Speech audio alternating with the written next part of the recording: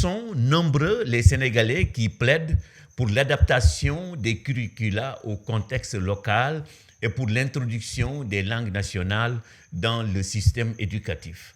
À leurs yeux, l'école telle qu'elle fonctionne actuellement n'est pas véritablement ancrée dans la tradition de notre pays, ce qui expliquerait en partie le taux élevé d'échecs scolaires.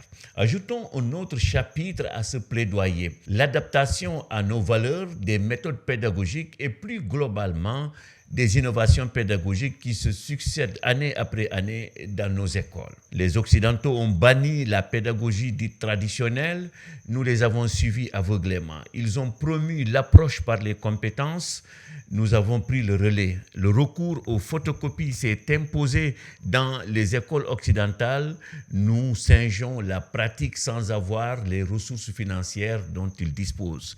Dans les écoles occidentales, l'instruction prend de plus en plus le pas sur l'éducation. Nous reproduisons la même chose alors même que la construction de notre nation est loin d'être achevée. Bref, les exemples qui montrent notre dépendance aux systèmes éducatifs occidentaux sont hélas nombreux. Loin de nous cependant l'idée que le Sénégal doit fermer la porte aux innovations pédagogiques venues de l'étranger. Mais il faut un préalable avant de les autoriser dans nos écoles. Ce préalable, c'est de les adapter aux valeurs de notre société, de les ancrer dans notre tradition, de les sénégaliser pour emprunter ce néologisme.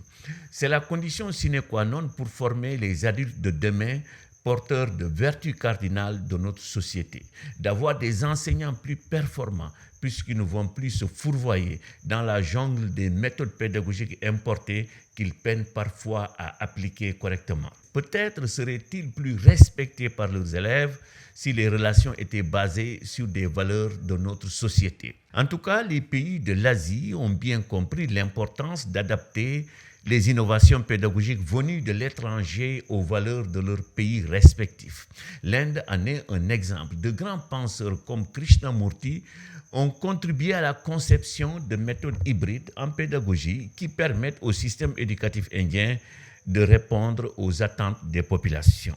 Nul doute qu'avec la volonté politique, le Sénégal pourrait avoir une école dans laquelle beaucoup de Sénégalais se reconnaîtront.